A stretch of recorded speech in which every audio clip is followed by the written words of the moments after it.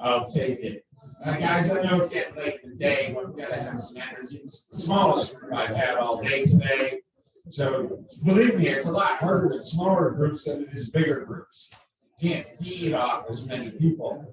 And that's where I get my energy from, is you all, and that's where you should get your energy from your students.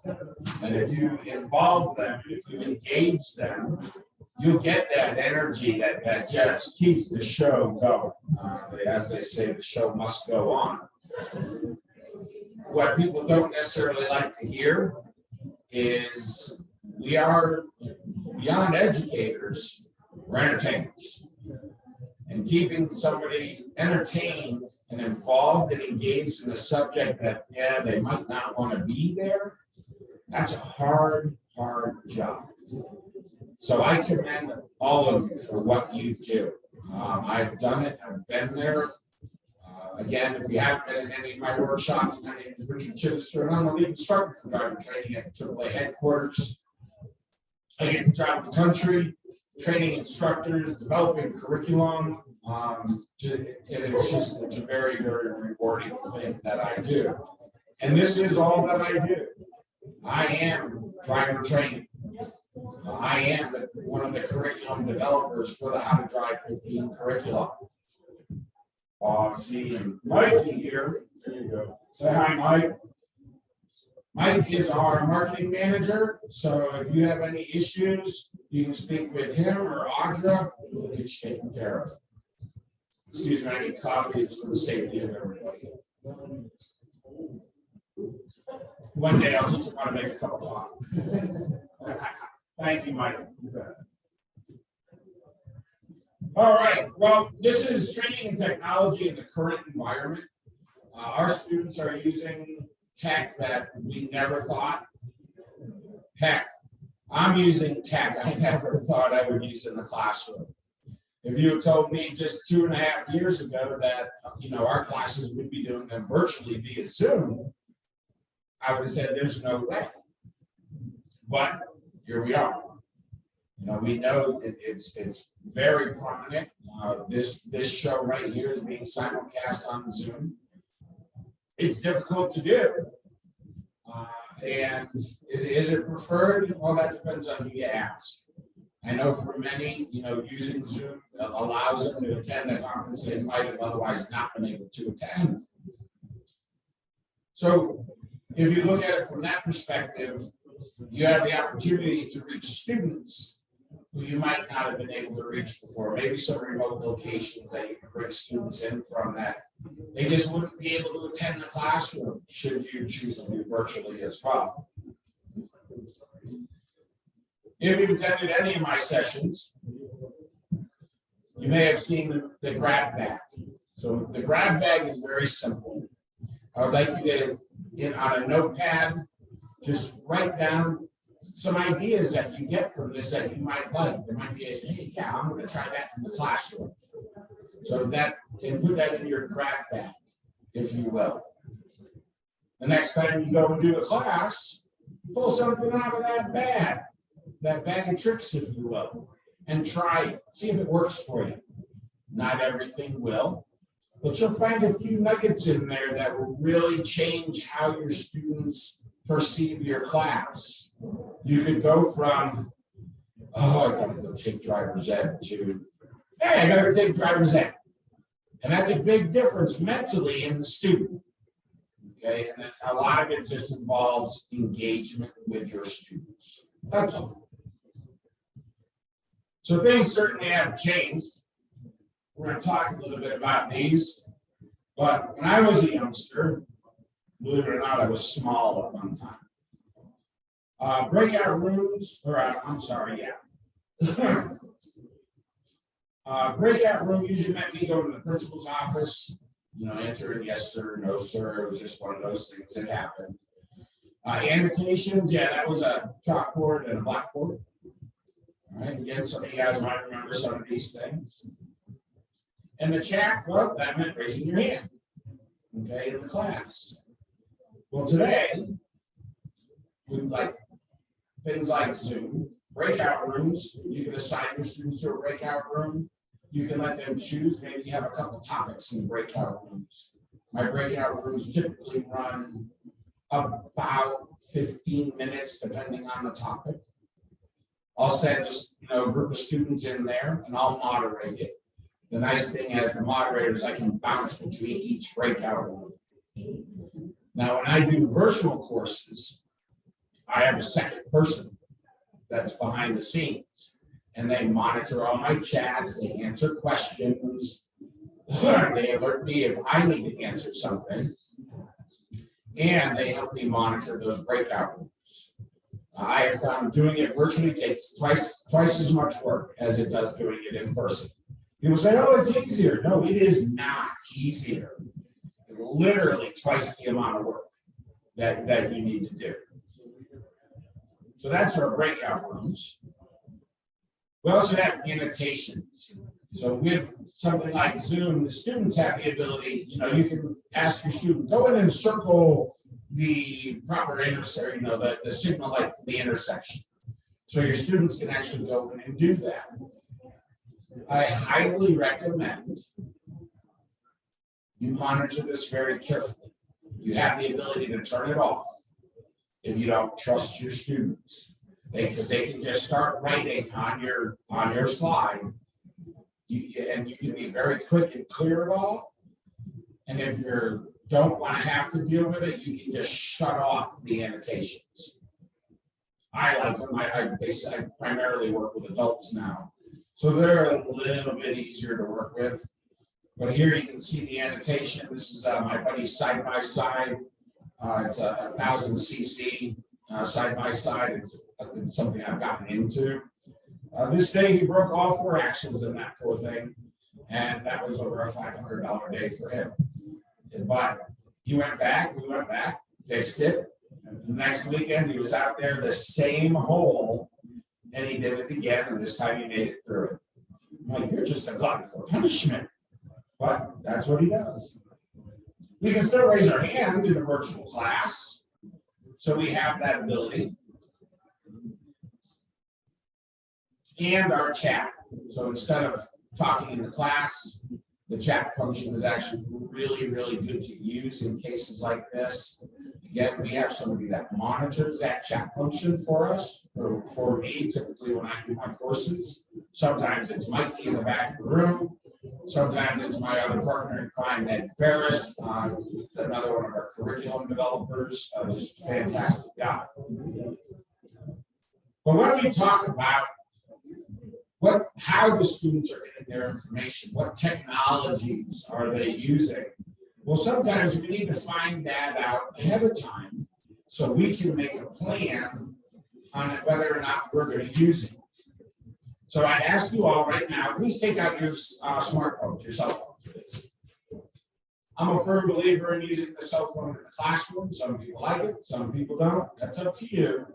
But it is a viable source, a resource for the classroom. So everyone has their cell phone? I see it. Everyone's got yours up. So this is the app scavenger hunt. I'll tell you why I do this when I'm done with it. For every app that I put up, you're going to give yourself 1 point. Okay, so it's a little game, and there is a prize. So if you have the Wahova app, just go ahead and give yourself 1 point. If you don't, that's okay. Don't try and download it now because it won't work. And if you don't know what it is, Wahova app is just a conference app. I think they used it last few years back. If you have the Amazon app, go ahead and give yourself a point. Amazon loves my house. I think they get a little lonely when they're not delivering daily. My wife is a big Amazon shopper. If you have the AAA mobile app, give yourself a point. It's a little self-serving, sorry. If you have a music app like Pandora or Spotify or something like that, just 1 point. Even if you've got 3 or 4 of them, you'll get 1 point for it. If you have the Kahoot app, give yourself 1 point. If you have the Plickers app, how many know what Plickers is? Ah, very good, very nice. If you've got the TikTok, I'm not a TikToker, not gonna happen. I guess I'm just too old or too old school, one of the two. But I do have Facebook. So if you have Facebook, give yourself a point. If you have the Menti app, I mean, you know what Menti is? I got a couple of head nods. Very good. And if you have like a driving school scheduling app, okay, we have a preferred supplier out here that we use for AAA, and that's Driver's Ed Solutions. Maria is wonderful to speak with if you're looking for someone to manage the driving school, driving side of stuff. She's fantastic. All right, with a raise of the hand, who has one app? With a raise of the hand, who has two of the apps? In the front, you have at least two? Okay, keep your hand up now. If you have three, keep your hand up. If you have four, keep your hand up. Oh, this one's going to be good. If you have five, keep your hand up. Oh, very good. Six. Okay, 5 years of running. Come on up.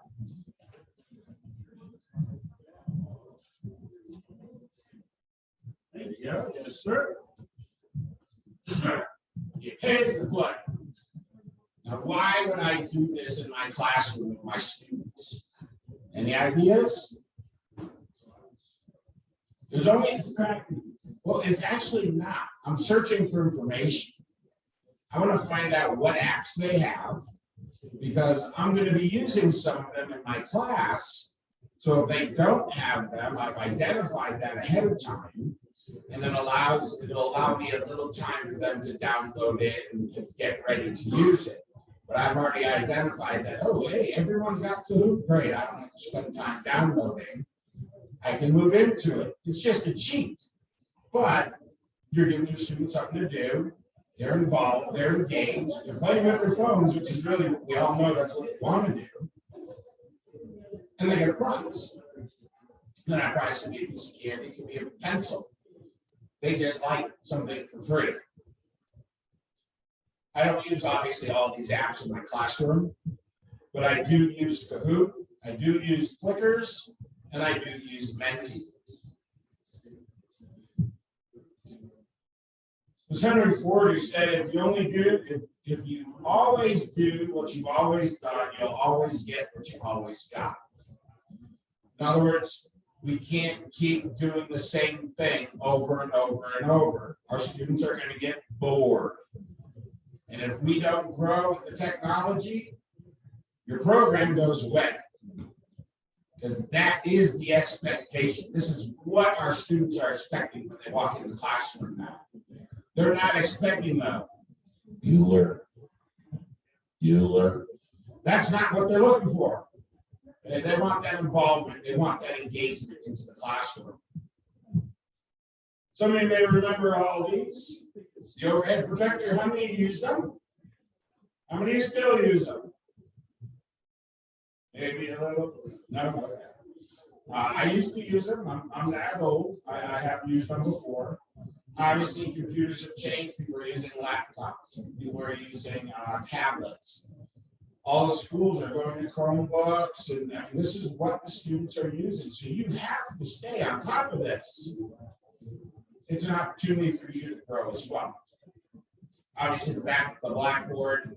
Does anyone use a Blackboard anymore? I haven't seen one in decades. A decade, we'll call it. There are whiteboards, though. Okay, people use those, and there are electronic whiteboards.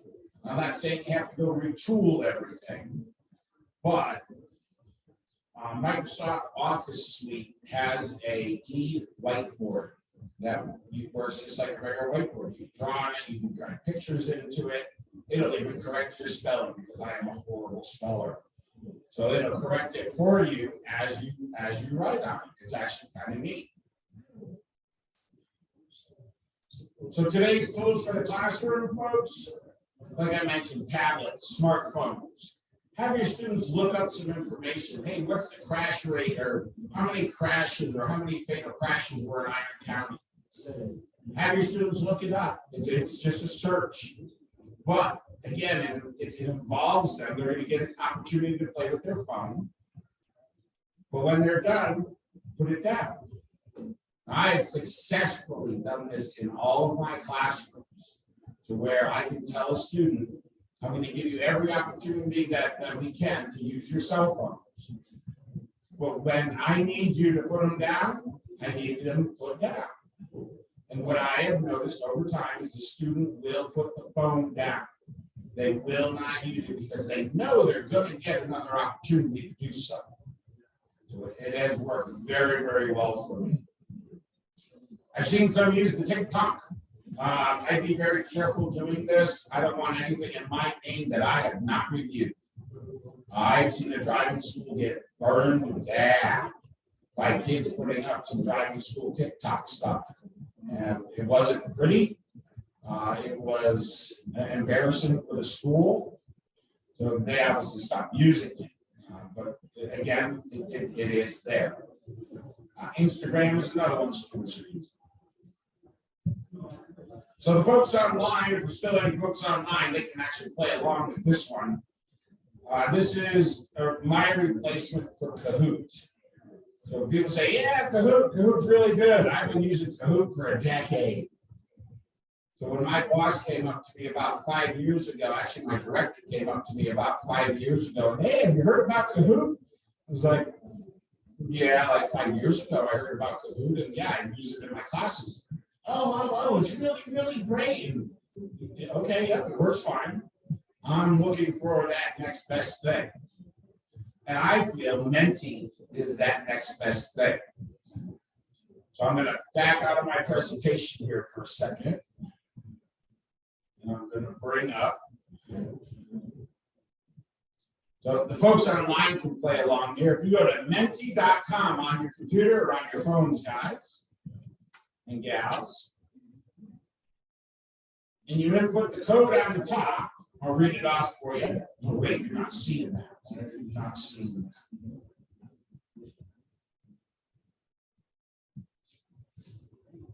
There you go. If you put in 50862976, you have 3 opportunities to answer. So name 3 newer vehicle safety technologies. So you can just go ahead. I'll say the code again. If you can't read it, it is kind of small on top of the screen there.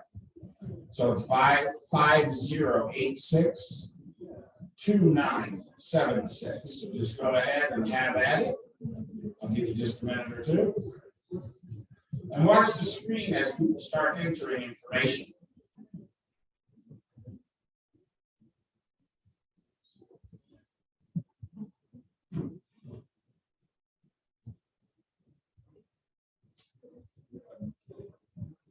We're going to get in. See a couple people are in.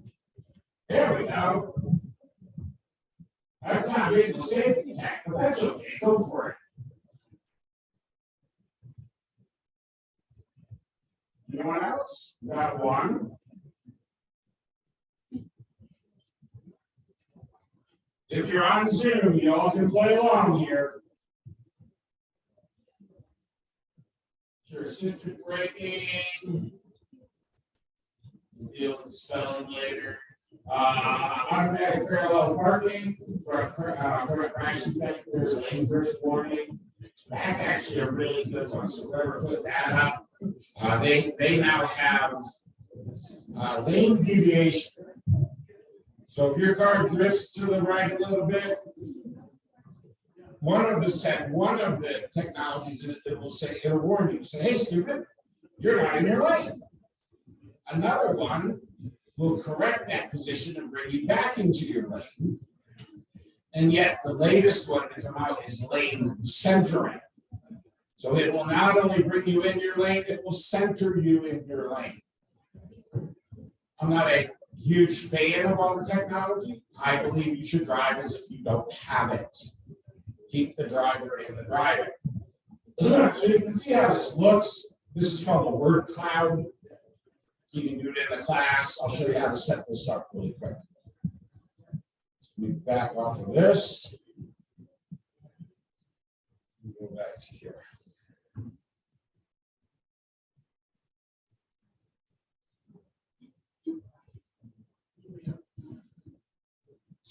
So with Menti, you're going to put in your question. You can enter how many times a participant can enter something. Here I have 3. You can change it to 5. You can change it to 1. It doesn't really matter. And then you can drag and drop images in the background. You say, hey, what is this part? What is this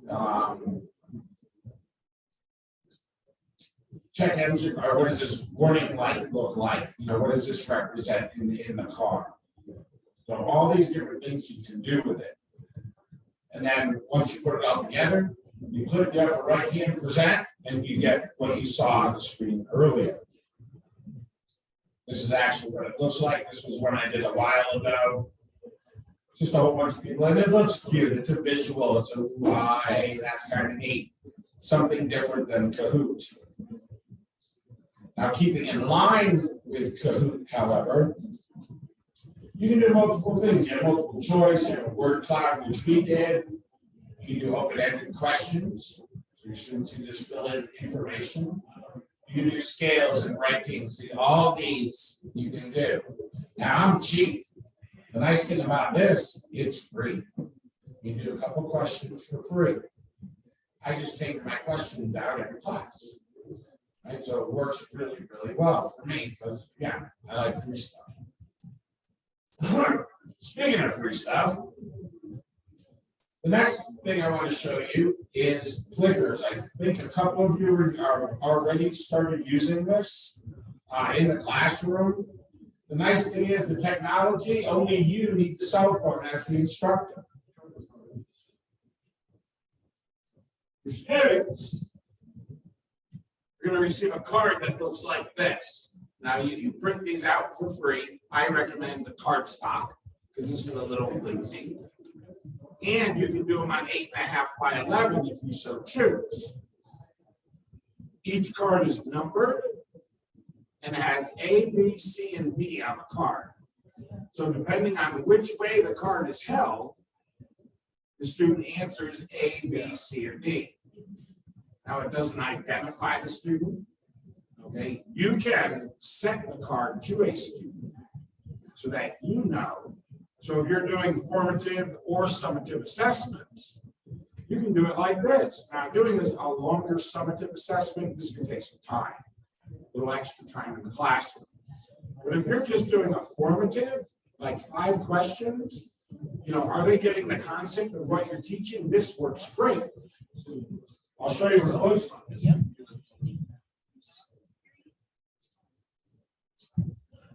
So again, each has a number, each has letters.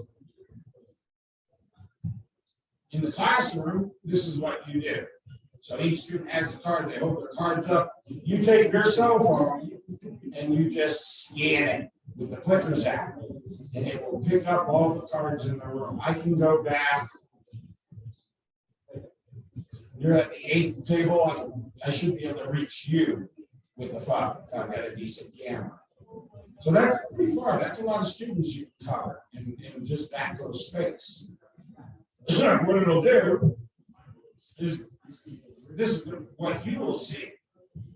So the students who got what percentage right, 50%, who just started playing around with this in our office. We have people go to the other side of the Audra knows our atrium, it's a big long atrium, and we can pick you up on the other side with our phone. We're really playing with it, just have some fun. You as the instructor to use it, you'll go in, you'll sign in, and you can pull from your bank of questions. So you can have a bank of 200, 300, 400 questions, and you can go make a quiz out of those. Say you want 5 or 10, and you can set up a separate quiz. You can see over on the left-hand side where I have the automotive conference, demo class, and instructor cert course. So I just pulled from this bank of questions to make those individual assessments.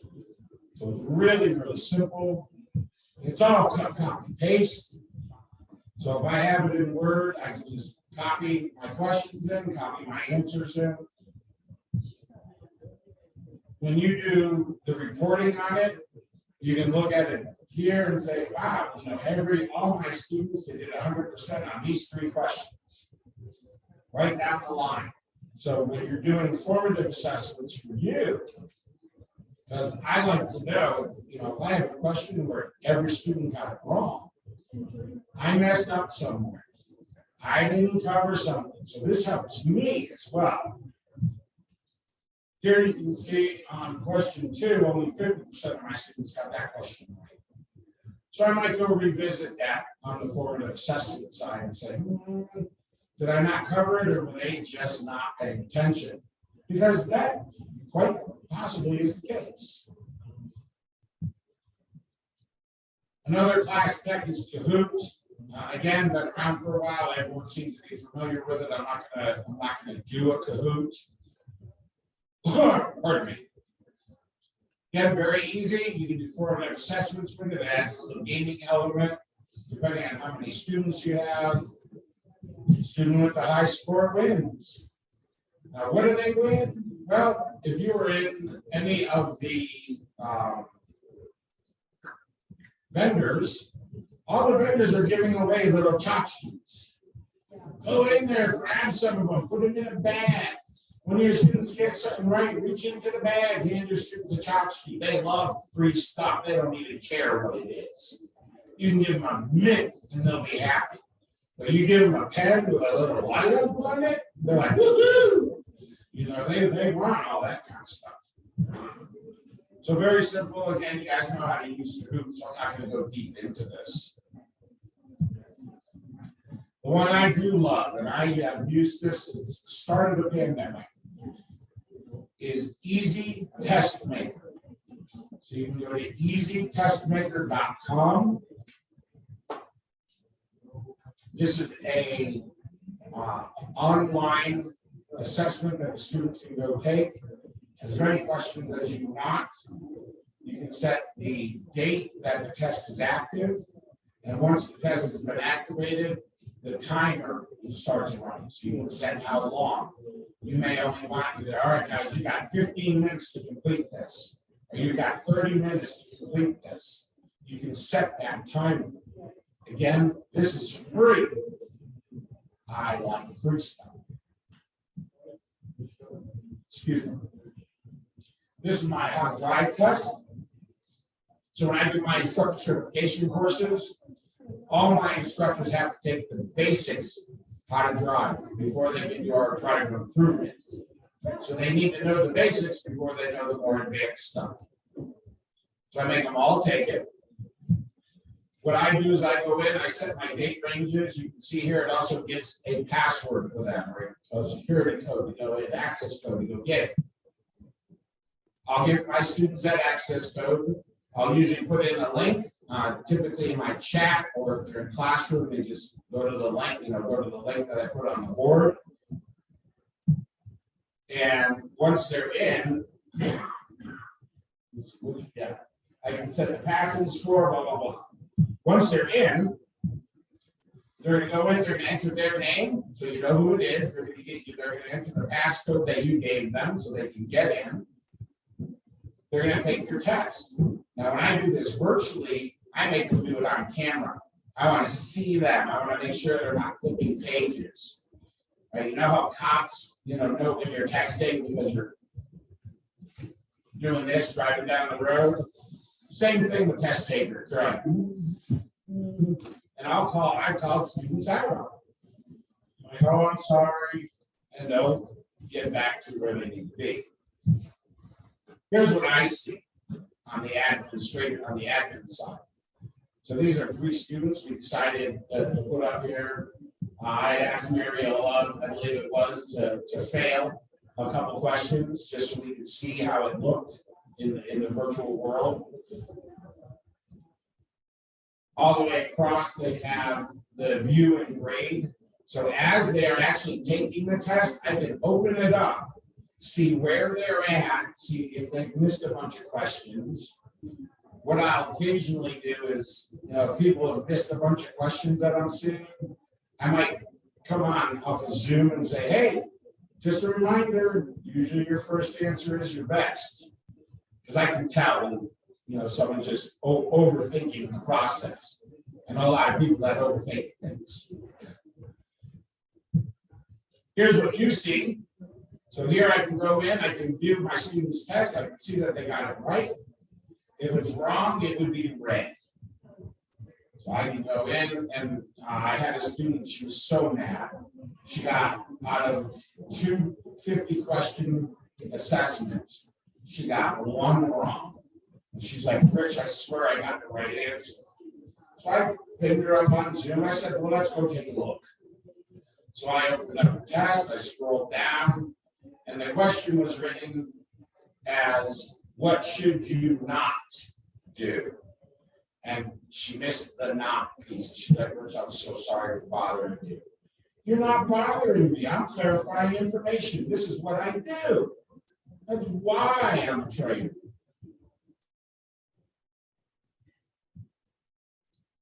Some other things, zip grade. Now remember Scantron.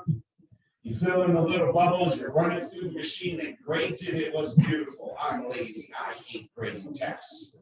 And I give, for my sessions, 2 50-question assessments. And it just takes forever to hand grade all this stuff. So I can have them go fill in the bubbles. I can walk up to it with my cell phone with the zip grade app, take a picture of it, and it grades it. It's a wonderful tool. And you set up all the questions internally. You do it all ahead of time. All you do is hand them to fill in the bubbles, take a picture, grade it, and record it. The middle is a random student generator. I don't want my students to shut down if I say, Bob, I want you to answer this question. I'll hit the random generator, and if it selects Bob, it's like, hey, Bob, you were selected. Can you answer the question? It's just a little softer. So if you have that introverted student, really doesn't want to be involved and engaged, they don't feel picked on. You're not singling them out. Now, there are other ways to do this. One of my favorites is I like to work in tables. So I'll have, 4 or 5 students at a table. I will find something very specific about the student I want to answer the question. We all have the talk it all student, that have got an answer for everything. Sometimes you just want to look at them and say, shut up. We can't do that. It's bad form. But if I have them at a table and I notice only one person has a watch on, and that's the person I want to speak, I can say, all right, the speaker for this question is going to be the one with the biggest watch face. And I've already identified that characteristic of that in particular student. But now they don't feel picked on, and it quiets the other ones down. The extroverts. On the far right, that's the Plickers app. So that's what you see. When you scan the room with Plickers, all the red, they didn't get it right, all the green, they did. So you can just look at that on your phone and be like, yep, okay, that's cool. That works. Family Feud is another game. This is a PowerPoint-based game that you can use in your training. It's very, very easy to use, and it's free. You can go to free Family Feud game, Google search, and you should be able to find it. It's got all the bells and whistles in it. It's got all the noises. You get it wrong, it's gang. It's got everything. The blocks that flip with the right answers, and you fill in all the information and the numbers. If 25, if you want to say 25 people got this or 10 people got this, that's up to you. You can fill all that information in. It's all editable. Something similar is Who Wants to Be a Millionaire? Same concept, PowerPoint based. Fill in the answers. It's got all the bells and whistles. It's a little bit more complicated to use in terms of the setup. What's that? It has phone a friend. We would just do it in the classroom and ask a friend in the classroom.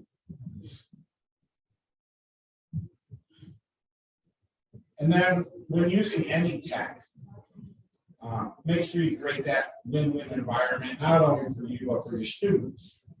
So allow extra time, you know, when you're the first time you ever use the app, make sure, test it, play with your students or play it, you know, with your kids at home.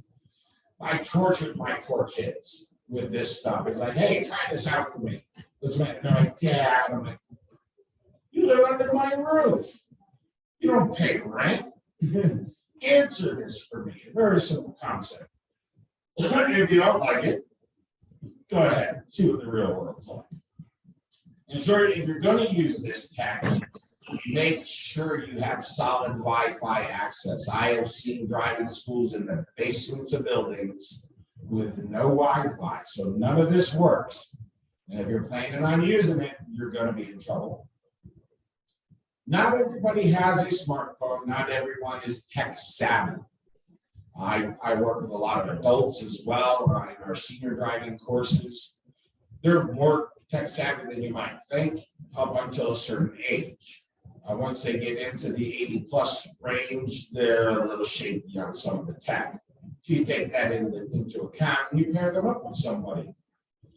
Any problems you have, just address them early, try and knock them down. If it's going to be an issue with multiple people, go to plan B. Always have something in your back pocket. So for that, for the back pocket exercises, this is what I carry with me. Now this has a whole bunch of openers, closers, games to do. They're all on 3x5 cards in this little index carrier, an index card carrier. I carry this with me wherever I go. I haven't used it lately because I have a lot of material, but I've got lots of stuff. This is all back pocket stuff. So just have it with you. You never know when you're going to need it. A couple other pieces of technology. Poll Everywhere is one. It links directly to PowerPoint. I personally find it a little cumbersome to use. I would rather use Menti or Kahoot before I use Poll Everywhere. Nearpod allows instructors to add quizzes and polls and slideshows. Prezi. Anyone use Prezi here? I tried. You gave me a headache. Yeah, all the fading in and out and all that. I can handle some pretty big amusement park rides unless they go round and round and round. Even the merry-go-round, I can't ride it. I just boy, it's not fun. But I liken Prezi to PowerPoint on steroids. That's what Prezi is. It is an amp up PowerPoint. It's cool. It has its place. I wasn't able to work with it the way I wanted to. And then Study Blue, instructors can create and share flashcards and interactive exercises. These are all free. And I'll leave you with this. This is out of my bag of tricks. I use one of the movie clips that teach and train. In here are movie clips, questions. They have descriptions of the movie and how you can apply them to your instructors in their training. It's put out by the Bob Pike Group. I am a certified instructor and instructional designer for Bob Pike. I don't get paid to endorse them.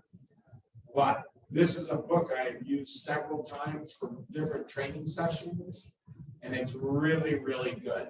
So it's movie tips that teach and movie clips that teach and train. Really good book.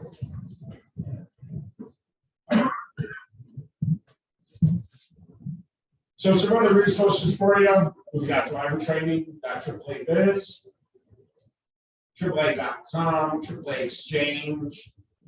There's another one, AAA Newsroom, which is not up here. Very good resource. Obviously, our Foundation for Traffic Safety, this is our research arm. They are a separate entity from AAA. They are a nonprofit. where AAA is a not-for-profit. We are a 501c3. We are fully tax-paying. ANSI, and NHTSA, these are all great resources you can go to for information. And ladies and gentlemen, I'm going to give you about 5 minutes of your day back. Here's my contact information should you need me. Okay. If anyone wonders about the big mustache, if we haven't heard already, my wife is now 2.5 years cancer-free. So she spent 3 years battling it with 2 rounds of cancer. She got it on one side, and then a year later, it was just the other breast, chemo, radiation, all that. Very humbling. You want to talk about something that really affects you and gets you. That was it. So every year, AAA does a pink out at work, and well, I don't own a pink shirt. I just don't. I don't think it would look good. But I do take off my mustache and I spray paint it bright pink with hairspray coloring. And I'll go the whole day with that pink mustache, sometimes too, because it doesn't always wash out nice and easy.